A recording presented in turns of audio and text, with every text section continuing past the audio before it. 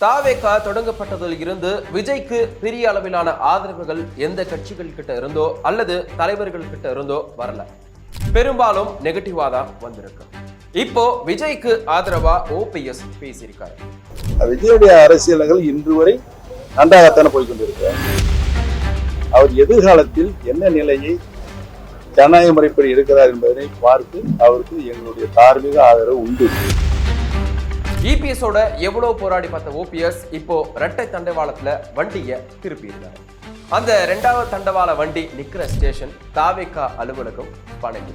அதிமுகவோட இணைய ஒரு நல்ல சிக்னலை கிடைக்காத நிலையில தாவேகாவுக்கு தன்னுடைய ஆதரவை அவர் தெரிவிச்சிருக்கிறது கவனத்துக்குரிய விஷயமா மாறியிருக்கு. சமீபத்துல ஒரு பேட்டியில பேசின ஓபிஎஸ் கட்சி தொடங்குதல் இருந்து இப்ப வரைக்கும் விஜய் நல்லாவே பண்றாரு, அவருடைய முடிவுகளுக்கு ஏத்த மாதிரி எதிர்காலத்துல எங்களுடைய தார்மீக ஆதரவு உண்டு அப்படின்னு ஓபிஎஸ் சொல்லியிருக்காரு.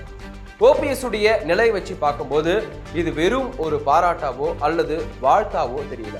எதிர்காலத்துல தேவைப்பட்டா என்ன பண்றது, எதுக்கும் சொல்லி வைப்போம்னு ஒரு சிக்னலை கொடுத்ததா தான் தெரியுது. ஏன் அப்படின்னா ஜெயலலிதா மறைவுக்கு பிறகு ஓபிஎஸோட அரசியல் தொடர்ந்து வீழ்ச்சியை தான் சந்திச்சுட்டு வருது.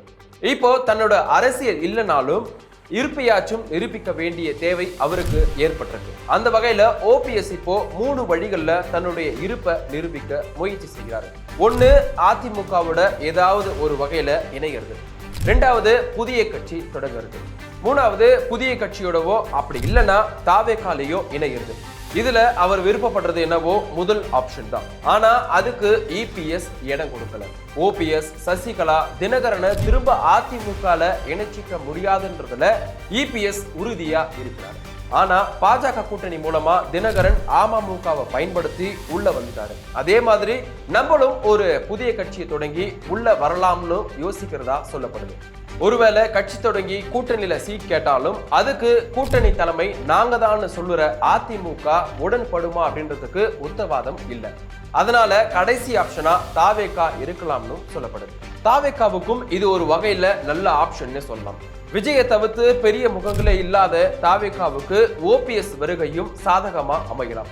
தென் மாவட்டங்கள்ல ஓபிஎஸ்க்கு அதிமுகவை காட்டிலும் ஒரு அளவுக்கு செல்வாக்கு இருக்குன்றது 2024 எலெக்ஷன்லயே தெரிஞ்சது.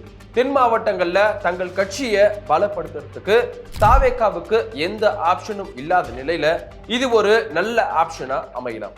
ஓபிஎஸ் கை காட்டி தேமுதிக உள்ளிட்ட சில கட்சிகளும் கூட்டணிக்கு அழைக்கவும் முடியும் தாவேகா.